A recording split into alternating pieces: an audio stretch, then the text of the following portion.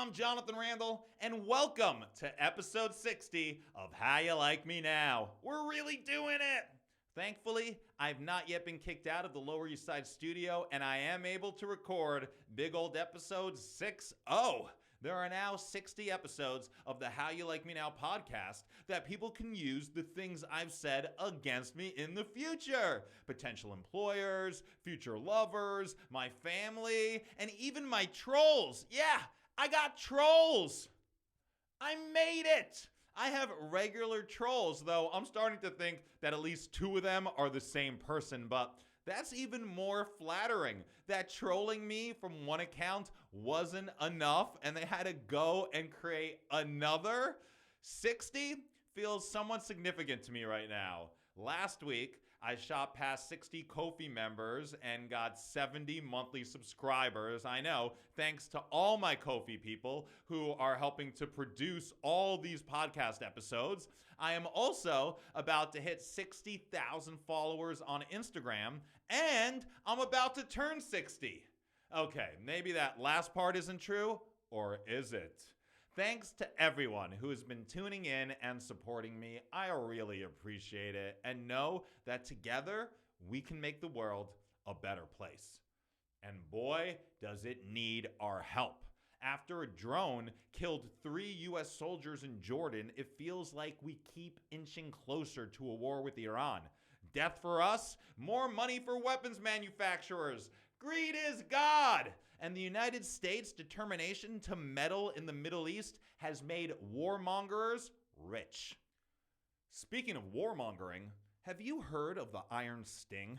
It's not Tony Stark's latest world-saving weapon, but it is one of the most efficient and precise mortars on the market today. Any country, that's any country, is buying one. They are made by Israeli military contractor Elbit Systems and have been used to kill and displace thousands of Palestinians. So just imagine how many people you can hurt with them.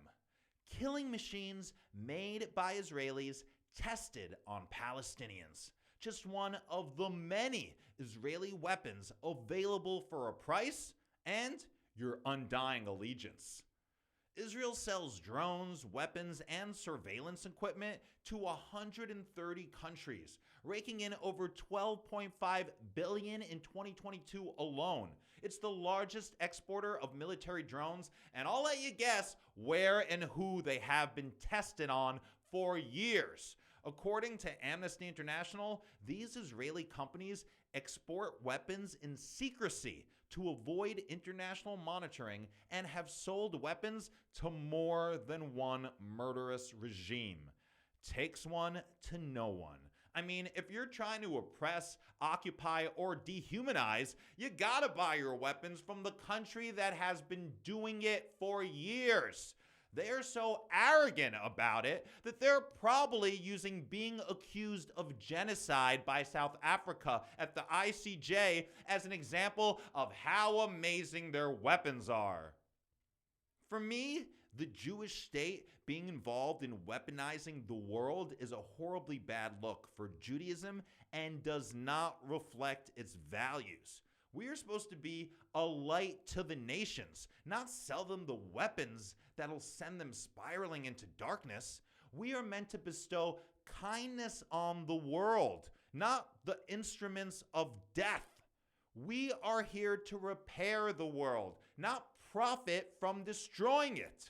Zionism has corrupted Judaism, and blind support for Israel has helped turn them into an arms dealer masquerading as the victim. Yes, anti-Semitism is real, but being hated doesn't give us Jews the right to fuel hatred and division worldwide. There are multiple Israeli companies the U.S. considers a national security threat because of how they have used their spyware. We don't need "the Jews are listening to everything" to be our next big anti-Semitic stereotype. We need to differentiate what we dreamed Israel could be and what it has become. An apartheid run by racist fascists carrying out a genocide, all while developing violent and oppressive weapons it sells to the world. I am Yisrael Chai. I know Israel is always saying that it goes out of its way to not kill civilians, but it sure kills a hell of a lot of them. Women, children, men who aren't members of Hamas. Not only Palestinians, they kill their own people too. These days, anyone at Gaza is at risk, even if you're waving a white flag, the universal symbol of surrender. Israel will kill you and say that it had to because it's a Hamas trick where they wave a white flag to get your guard down, and once it is, they kill every Jew in the world. For as many times as Israel says they don't target civilians, there's even more evidence that they do, including a video of Israeli forces killing a Palestinian waving a white flag who is clearly not a threat. Israel says it's investigating possible wrongdoing by its soldiers. I'm sure it's putting its best detective on that case. Wrongdoing? Considering Israel's track record, I'd say killing unarmed Palestinians seems more like their rules of engagement. Let's talk UNRWA, the United Nations Relief and Works Agency for Palestine refugees in the Near East. Yeah, it's a mouthful. The UN established it in 1949 to help and protect Palestinian refugees that were forced from their homes during the creation of Israel, something Israel has lied about and will accuse you of anti-Semitism for even mentioning. So as you could imagine, Israel has never been a big fan of UNRWA. It operates in the West Bank, Gaza, Jordan, Lebanon, and Syria, and is funded almost entirely by voluntary contributions.